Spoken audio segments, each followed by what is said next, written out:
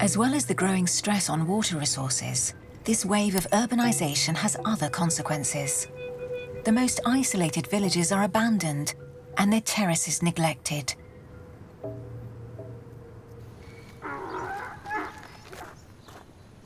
Most villagers now work for the government or private companies. But some continue to tend their land, as it provides a significant source of income.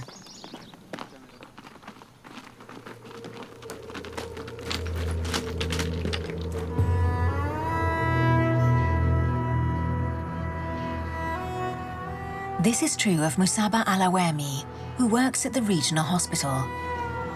Although it is a 2-hour trek to his old village, he often goes to the family plot.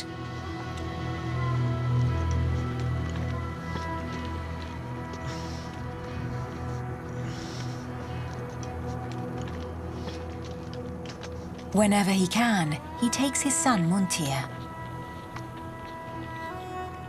The walk is a special moment. They are a family of few words, but Mussabah makes the most of each break to teach his son traditional songs.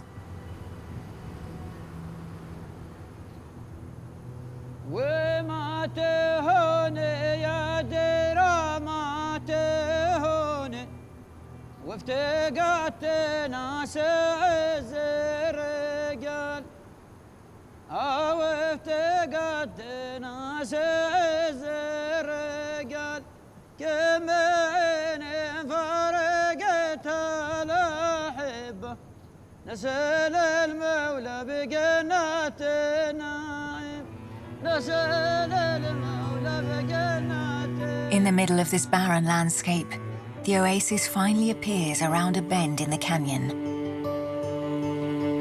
For generations, Mussabah's family has farmed this fertile land, where date palms thrive. The terraces are also home to other fruit trees, vegetables and cereals. Carry on along the bottom. I'm going this way. Go that way. All right?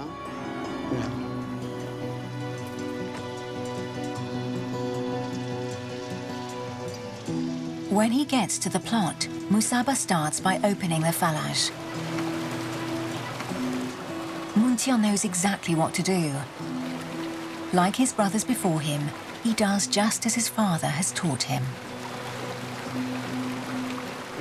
They have to learn the techniques, how their father plants, irrigates, and harvests.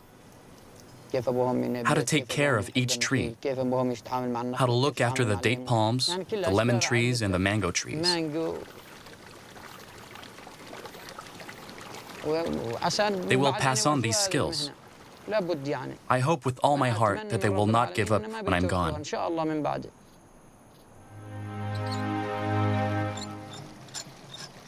Mussabah hopes his children will continue to care for this remote oasis. For these terraces represent much more than a supplementary source of income. This land is so precious, absolutely priceless. Because our ancestors worked hard to cultivate it. None of this existed before.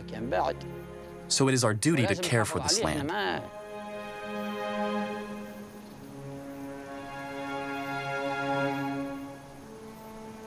While some inhabitants strive to care for their family plots, others are making the most of a promising new opportunity.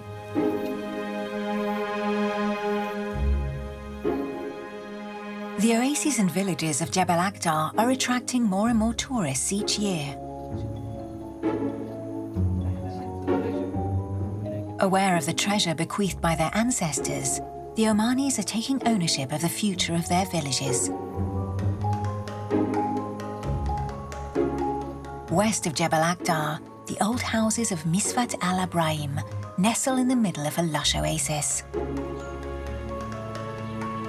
The villagers have never stopped farming the land. But some chose to leave their traditional homes for more modern houses on the outskirts.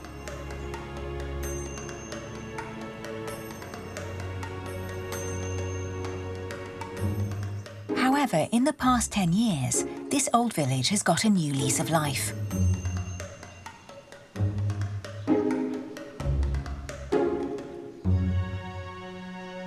Yaqub al-Abri's uncle was the first to turn his family home into a guest house.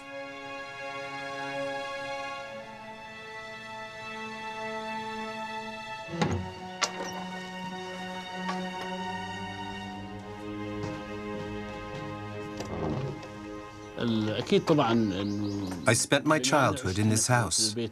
I've been here for over 25 years, so all my memories are still present.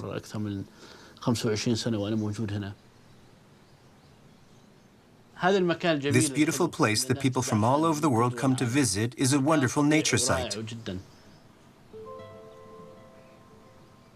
For several generations, Yaqub's family has cared for the land around the house. In the shade of the craggy gardens, the Omanis enjoy the relaxed lifestyle they are known for. The experience of the traditional Omani way of life, that's what we believe in.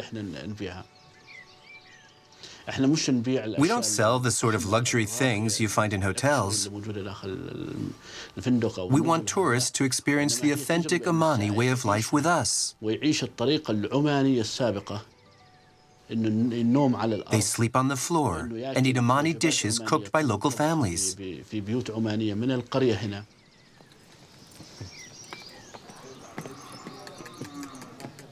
Just like Misfat al-Abrain, some villages in Jebel Akhdar are gradually coming back to life thanks to tourism.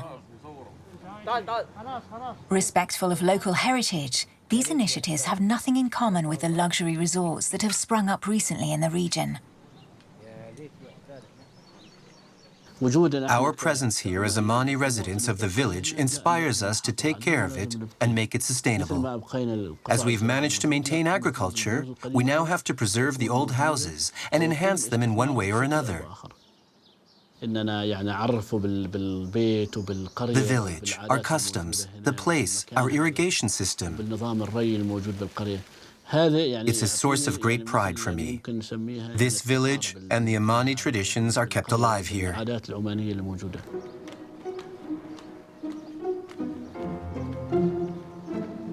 The pride Yaqub feels for his village is shared by many of Jebel Akhdar's farmers.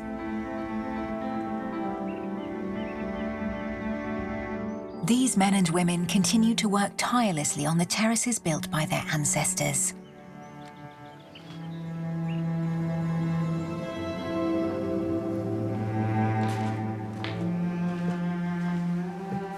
It is now mid-April, and the rose harvest is coming to an end.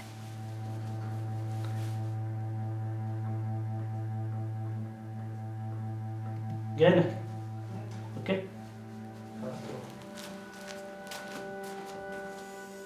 Saeed's nephew is distilling the last petals of the season.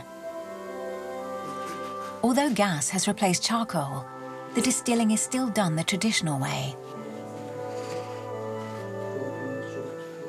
The petals are heated for over 2 hours in order to extract the rose water.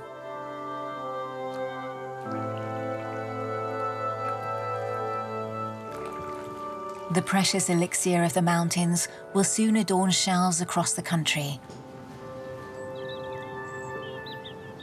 And in a few months' time, at the end of summer, the terrace's bountiful fruits will be ready for harvest. Like the peaceful village of Al-Ain, the lives of many of these mountain dwellers are still governed by the seasons and harvests. But for how much longer? Jebel Akhdar is now at a crossroads. Between modernity and tradition, the future of this region largely depends on the choices its inhabitants make.